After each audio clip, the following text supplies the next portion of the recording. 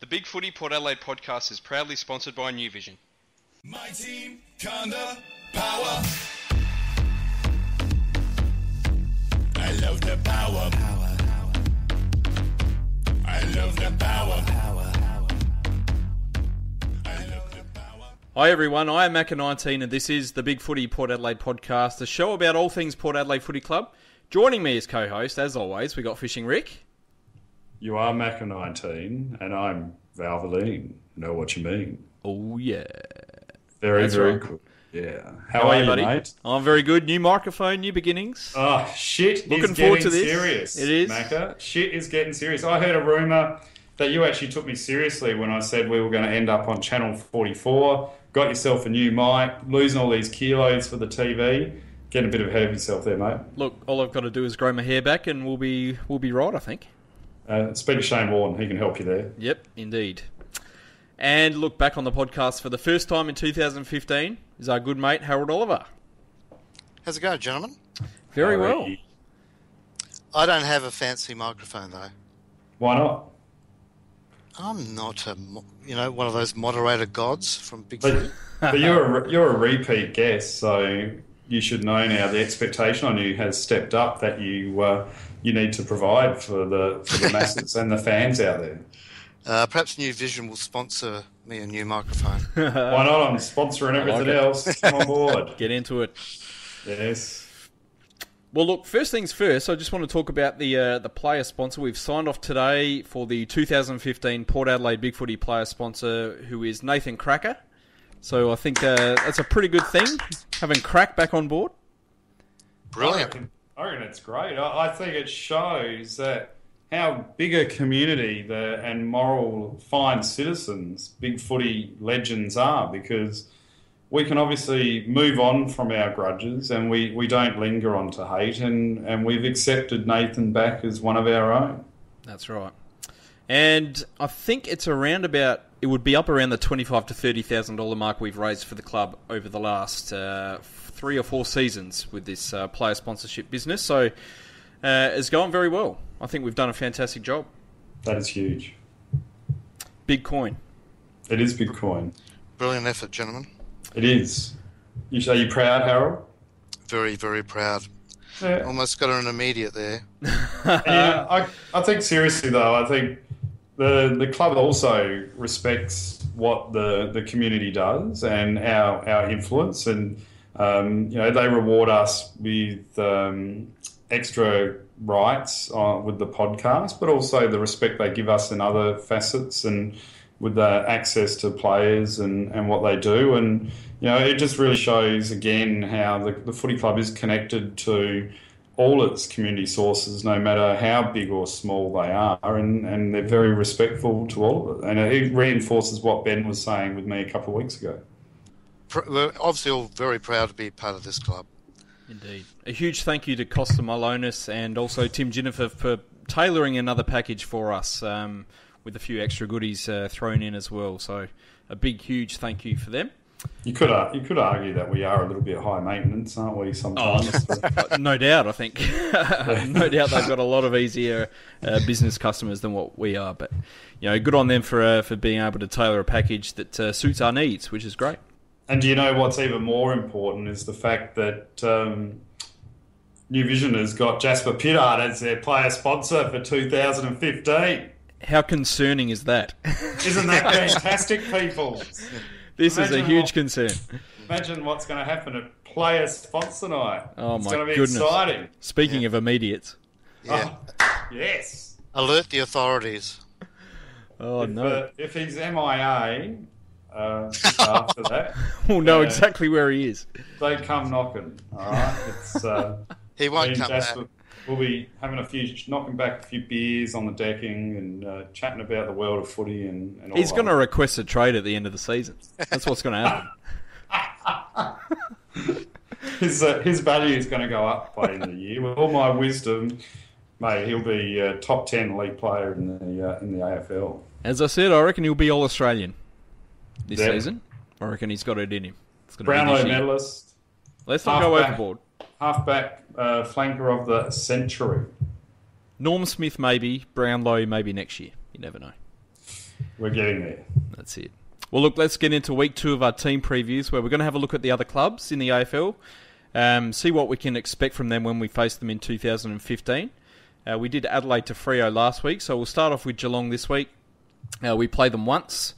Another amazing thing, we play them at home on a Friday night, round 11. Obviously, we played them once last year as well, round 6, which was a huge 40-point win to get the monkey off the back against Geelong.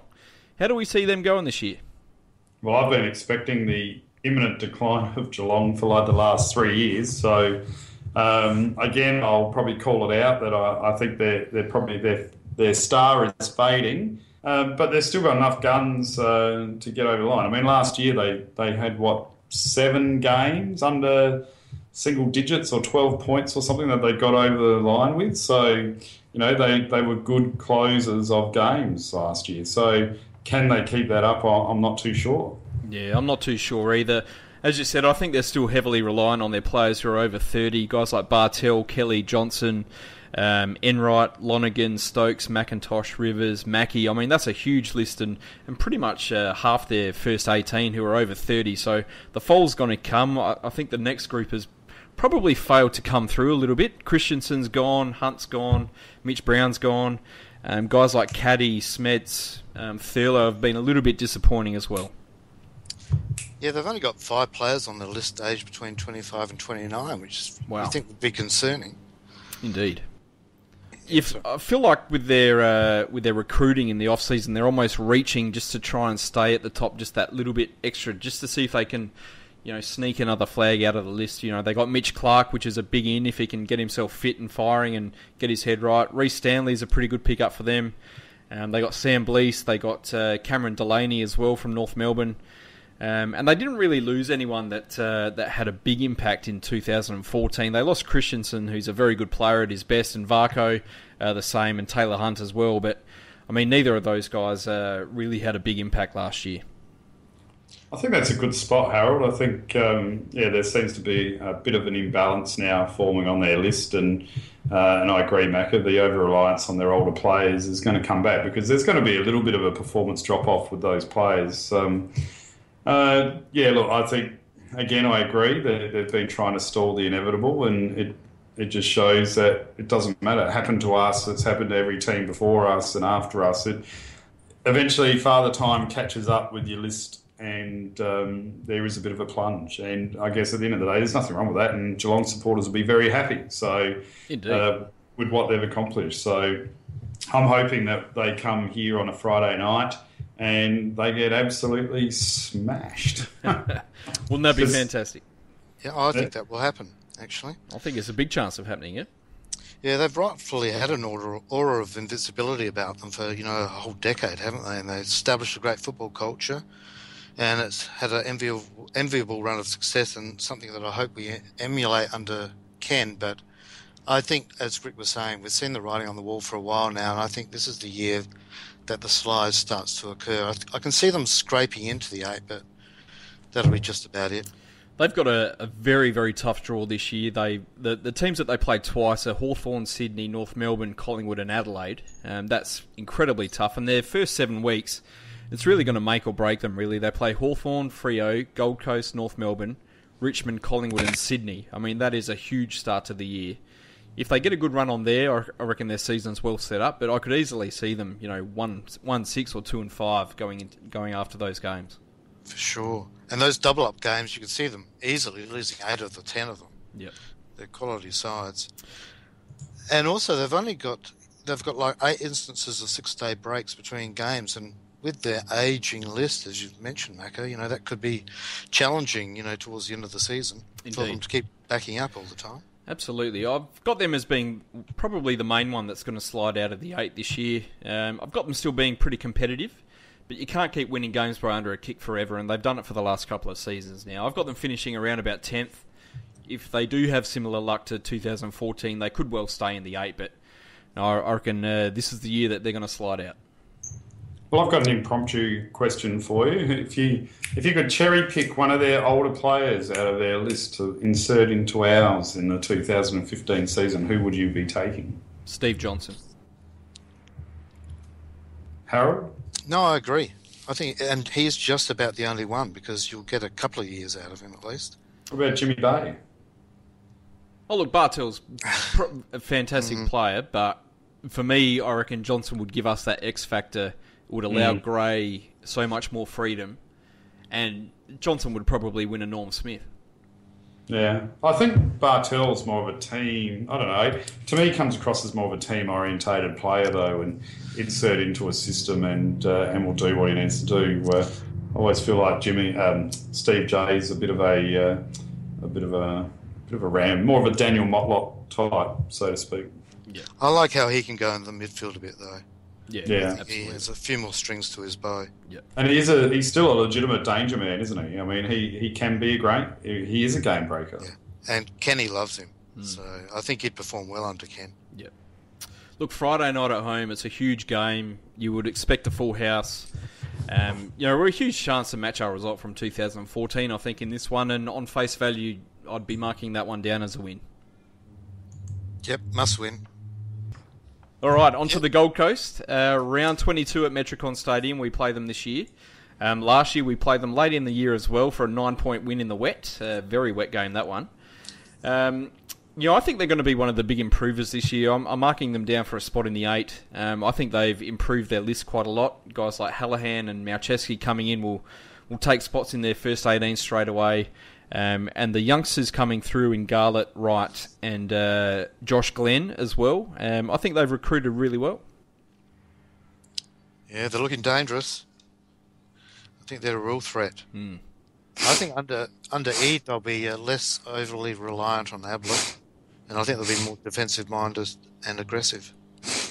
Are you snorting there, Rick? Yeah, what are you talking about, man? I reckon they're going to be a fantastic side this year. I reckon they're going to be really, really fast on the footy field, and I'm really excited to see what's going on with them this year.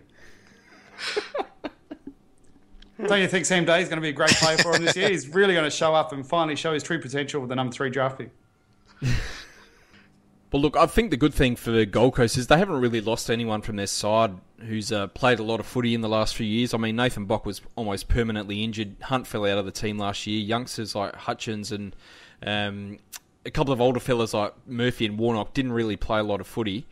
So I think they've really added to their side. I think a new coach with a great record of making finals. Ablett's going to be back. I think they're in with a big shot of making the 8 finally this year. And Malcheski's a huge addition. It is, absolutely. For their group where they're at now. He'll be a calming influence back there. He's a great decision maker, beautiful foot skills. I mean, it's a no-lose situation for them because he either runs off the leash and gets a lot of the ball, or they put a lot of effort into him and trying to shut him down and tagging him, and it frees up so many other players in that back line. Oh, for sure. Well, really, it's Gold Coast time to shine, really, isn't it? Well, it kind of has to be. I mean, I guess a lot of people... I mean, there was always a lot of press about them and, guys like Matt Randell saying, they're going to win 6 premierships in a row and all this sort of stuff. And, they haven't really looked like it at the moment. But you have a feeling that this year is going to be the year where they're going to make the 8. They've got lots of youngsters coming through. Guys like O'Meara, Lonergan, Kolodashny and Martin are ready to go bang. I think they need to get 22 games or thereabouts from guys like Bennell and Matera and Dixon and Nichols, guys who've probably disappointed in their ability to stay fit so far. Yeah, so serious, Mackie. You even missed my play on words. But seriously, do we think... I'm a serious kind of guy, Rick. Time to shine. Time to shine. Sam Day is a player that's always eternally loved post-season on our board about coming back. Is he actually going to show some true potential this year? Do you think this is his year to kick on and really deliver for his high rating in the draft and his potential?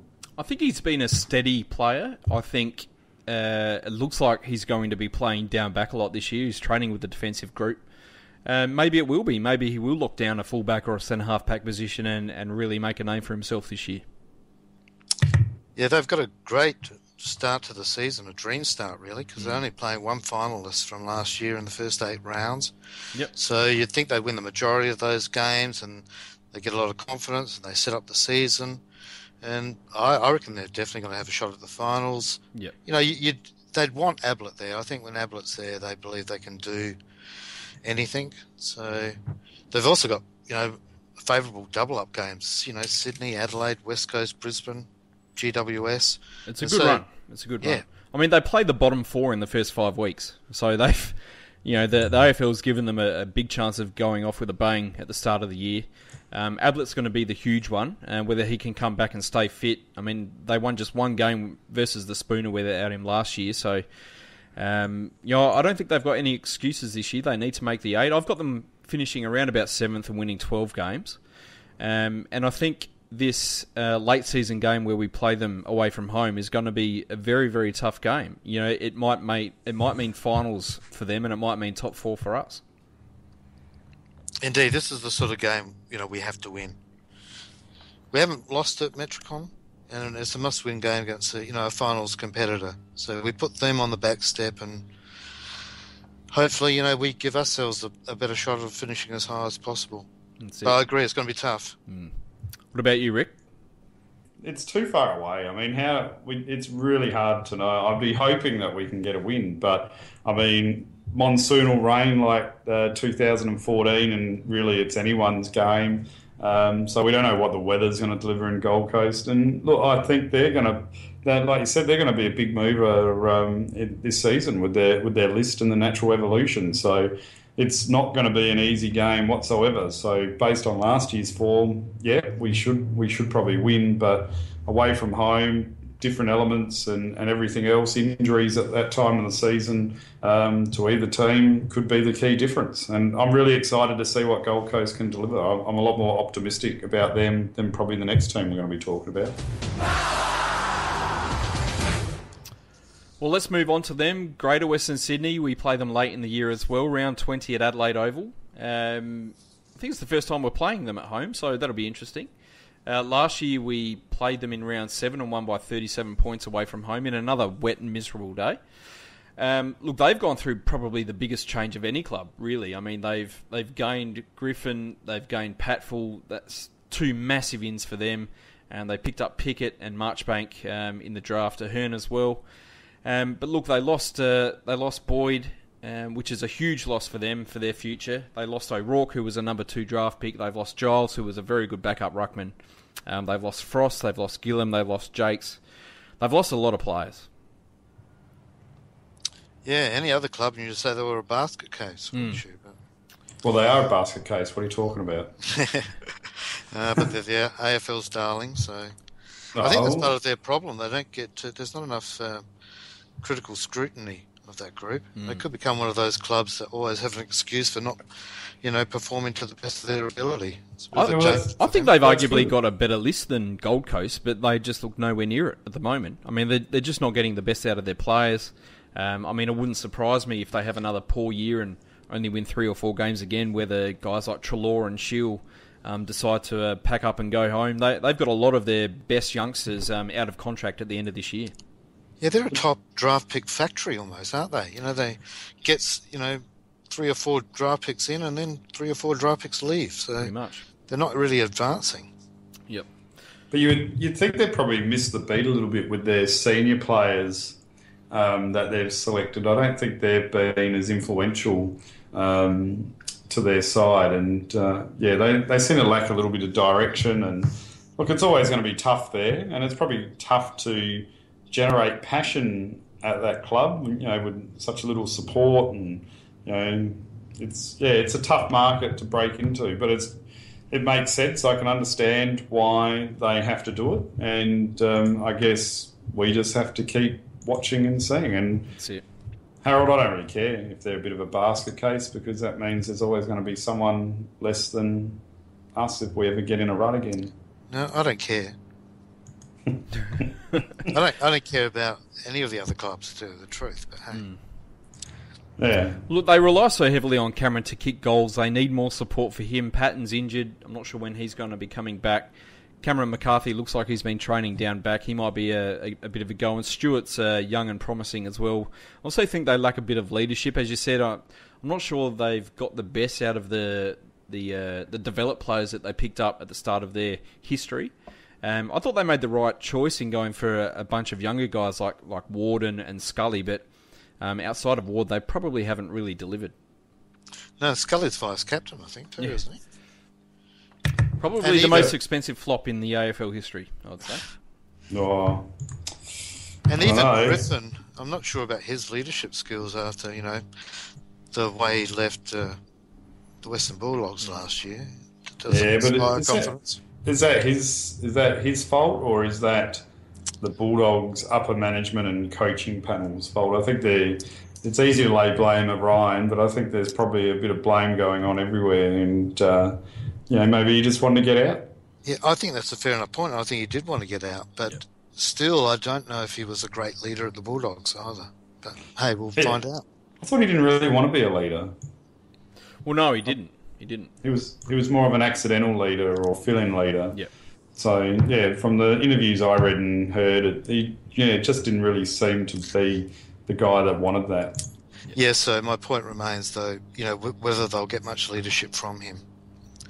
No, they'll get a bloody good player. Well, there's no doubt about that. As long as his back's good. Well, that's the other thing is, he's in his twilight years now, so it won't get any easier. And they're going to be relying heavily on Patton and Cameron, aren't they? Patton is injured, yeah, and Cameron was injured last year too, and played a lot down back, Cameron, last year. Yeah, he wasn't his effective self, really, was he? Not as good as he can be. Well, look, I think they need to improve. I think they will improve. Not enough to get near the finals, but I think they're probably good for about 6 to 8 wins this year. Yeah, I think they'll be about 15th again, something around there. Yep. Yeah, I reckon they'll suck. And I would be hoping for a big win on the eve of the finals, just like we did against Carlton last year. What's the fixture, Macca? Round 20? Yeah. Is that a Sunday game? Not sure. Will it be in Saturday. It's a Saturday game. Saturday Arvo? What time is it? Yes, 4:05, twilight. So I wonder if it'll be in a bit of an attendance tester, that game, or will we pull a big crowd? Could be. Hopefully. Coming into the finals, we want to smell blood, see the opposition get torn apart. Afternoon. I really like the afternoon games at Adelaide Oval. I like the ability to be able to either go out for lunch beforehand or dinner afterwards, or do both. So I'm a big fan, so I'll definitely be there.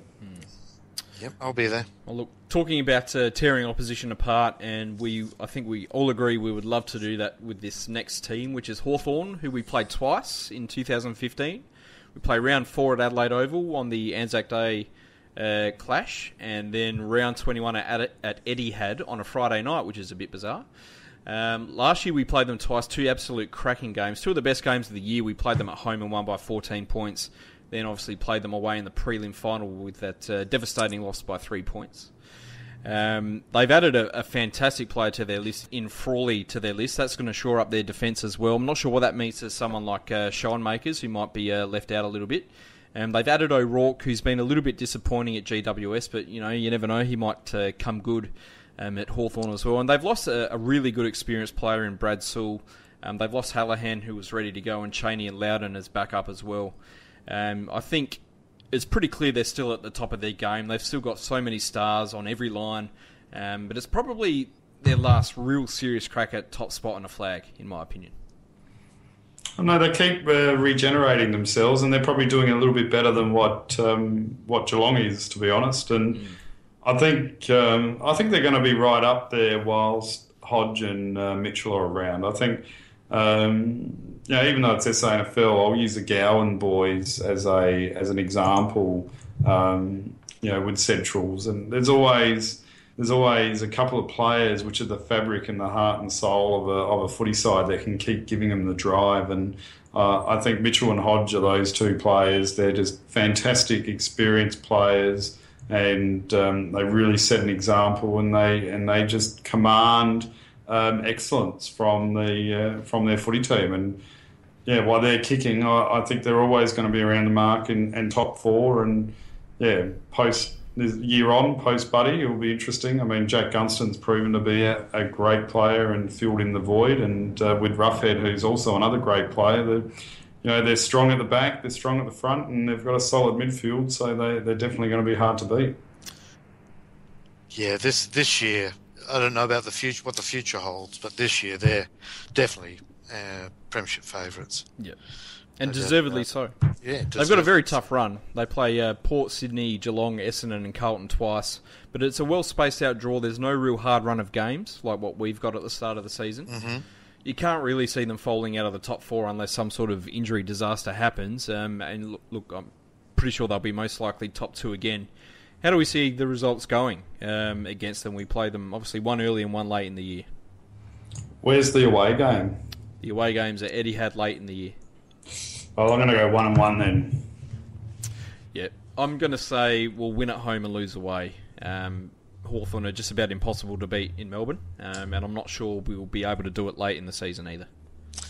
Yeah, that's the most likely scenario, isn't it? How often do they play at Etihad? Do you know? Not very often. Yeah, not very, but we still suck there, Harold. Yep.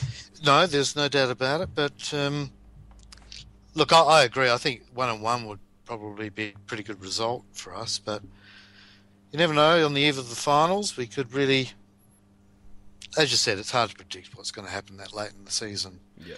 But I think if we're one of the teams that are capable of beating them, away or at home. I think we're a big chance. We're definitely a big chance, and if we lose in the first outing, I would expect us to get a little bit of revenge late in the year. So who's the if you could choose to pull one player out of the side for the year for our three games during the season, who would you take out of their side? Every time, Jared Ruffhead. He kills us every time we play him. Big Harry. Very, very versatile, Ruffhead. I mean, I like Gunston, but I think Ruffhead because he can go ruck as well. Even though I said Hodge and Mitchell, I would go with Ruffhead as well. And I guess who's going to be our matchup for Ruffhead then this year? Who do we run with him to try and negate him as much as possible? It's got to be Trengove, I reckon. And if Big he goes Jackson. into the ruck, I'd love to see Ryder sort of do a bit of a following job.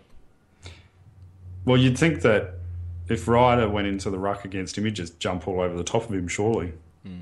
Well, Ruffhead's got a very good leap, and they're around about the same height. Yeah, I use a variety of players, depending on where Ruffhead is. But I agree, Trengove down back would be first option. Yeah. Well, moving on, we'll talk about Melbourne. We played them once, which is round 9 at TIO Stadium. We played them twice in 2014 for a 20-point win and a 3-point win in round 18, which was Dom Cassisi's last game. We didn't really come to play against them last year, but look, I'm hoping for a better Melbourne this year with a better game plan, a more attacking game plan. I think they've brought in 6 players that are just going to walk into their first 18. Guys like Lumumba, Garlett, Frost, Newton, good old Benny Newton, and Brayshaw as well. Sadly, Petraka's done his knee, so he's out for the year, which is pretty devastating. Yeah, they would have seen him as their Ollie Wines almost, wouldn't they? Yeah. Big-bodied, skillful first player would, contribute in any game he played. But no, that's a real blow. I think I would have loved seeing him play when he wasn't playing us too. So. Yeah, absolutely. Well, I think we're all of the same opinion. We don't want to see any player suffer from injury, no matter how sucky they are. But that was terrible to watch last year. They were. Yeah. They were. Well, they were just so defensive, and they play Yeah. just this boring, possession style football with short kicks. It was like watching. I don't know. It was like watching tempo football for every week for 100% of the time. It was just it wasn't very good to watch. But and in the end, it didn't really turn out all that well for them. But I guess it's that theory where you got to teach a club defence first, and then you can work on the attack later.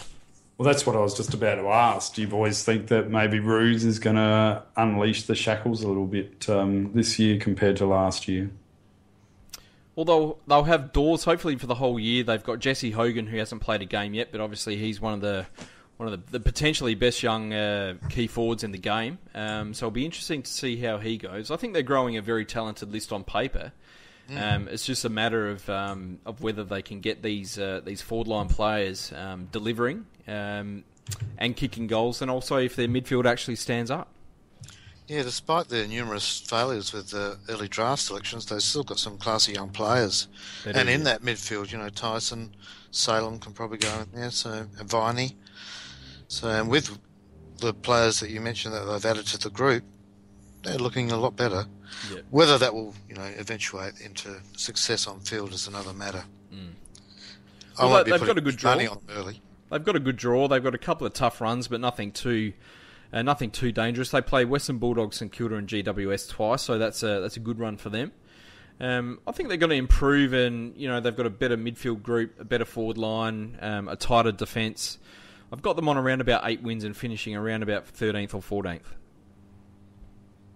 Yeah, I think maybe just a bit below, but anything can happen. That's it. Yeah, I'm not really interested to see them play this year. I'm sure they'll still suck and they're going to be boring. And so I don't really care where they finish as long as it's below us. Because if they're above us, we've had a pretty horrendous year. Yeah, that's not wrong. Stop it. I'm pretty sure we're going to win quite comfortably against Melbourne this year. I would hope so. They don't really scare me too much, but maybe they should because they pushed us twice last year. Yeah, we were in a really low place in the second half of the season when we played them, and I think we had a few players out against them. We weren't at the top of our game either when we played them in Canberra. I think we were just cruising that day. Yep. I think Newton was in, and I think Moore came on and went straight back off again because he was injured. Yep, that's right. Well, I'd be marking that one down as a win, I would hope. Yes, a must win if we're going to play. Must win. If It was serious that we got to win that game and win it quite well, I think. Well, look, on to the last club that we will be previewing tonight, which is North Melbourne.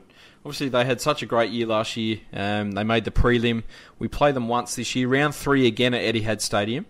We played them in the corresponding fixture there last year and lost by 7 points after leading by around about 4 goals reasonably late in the game, I guess.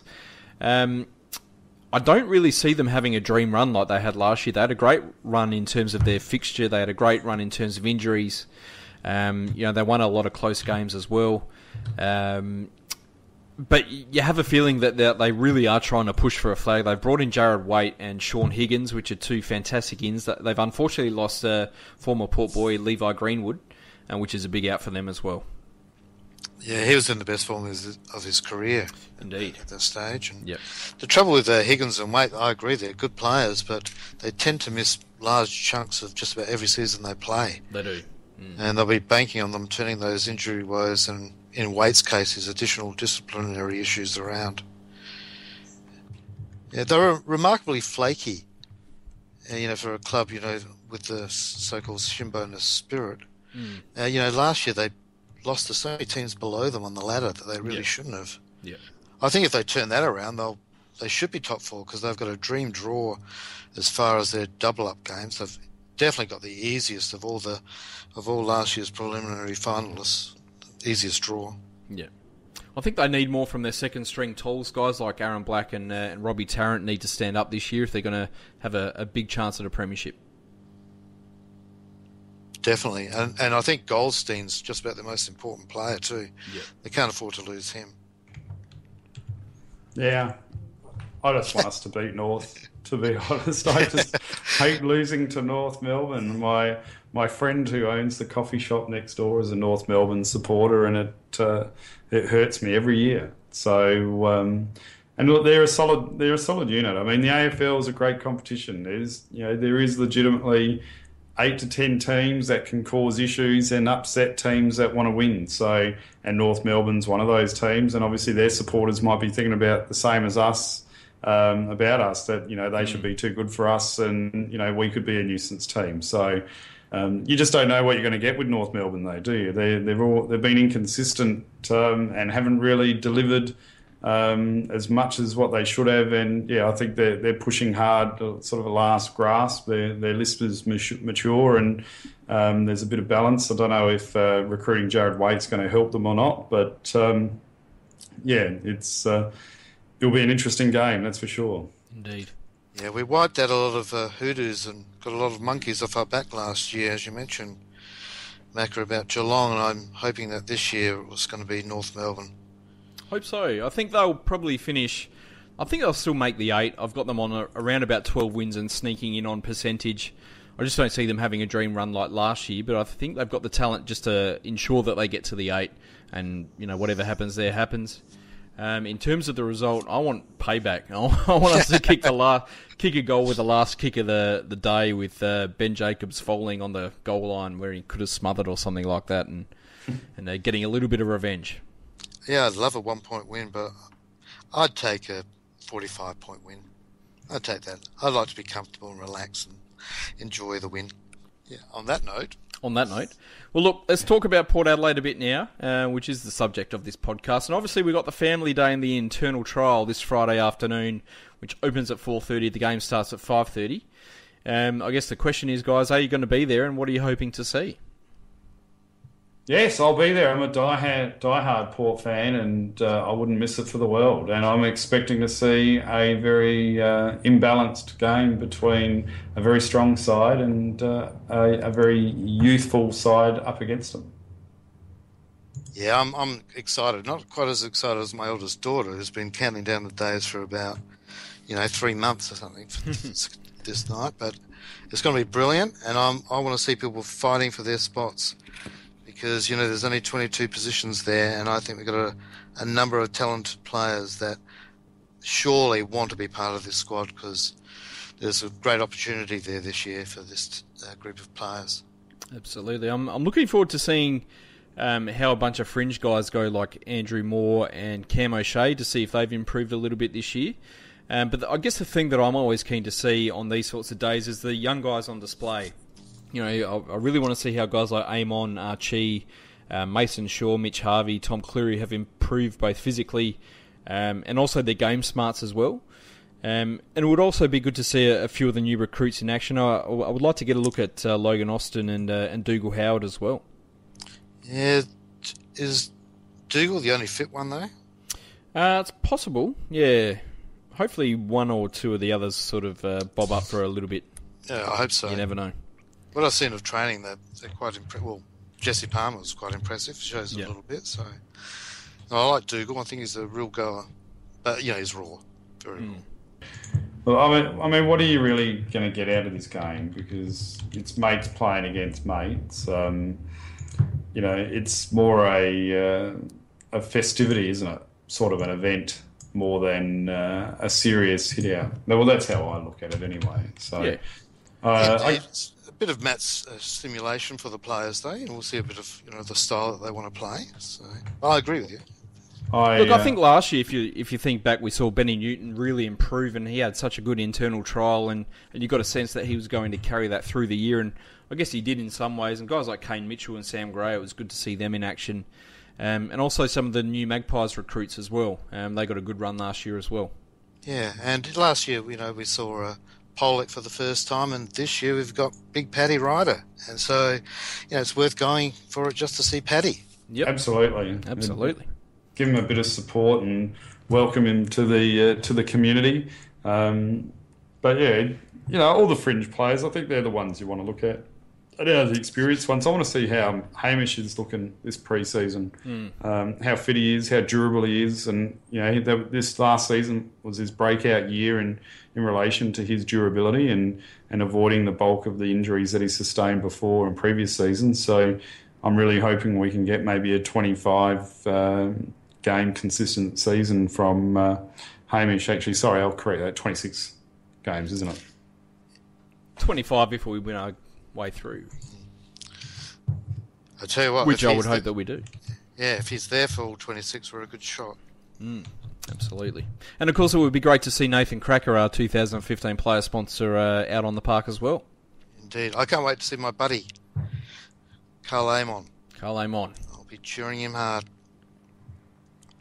I'm sure you will, Harold.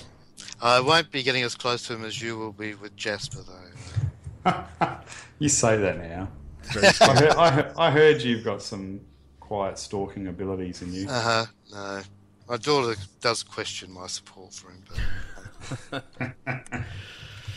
All right, boys. Well, we might leave it there for this week. I can't wait. Dulcet tones. Usually I hate listening to any podcasts I've been on, but I can't wait to hear what you sound like. Right? Can you sing Love Me Tender by Elvis Presley, Macca. I'm not a fan of Elvis. Love me tender, love me true. Oh, no. Here we go. Come on, Macca. You know the words. No. I All think I We're want trying to is gain you. listeners, Rick, not lose them. Come on. I It's think only- you've got the voice, though, Macca. yeah. Rick's That's got what the I mean, the Harold. dulcet tones here. Dulcet doorstep. Doorstep tones, Where you lock me out the front door and tell me to shut up. pretty much. Yeah, thanks.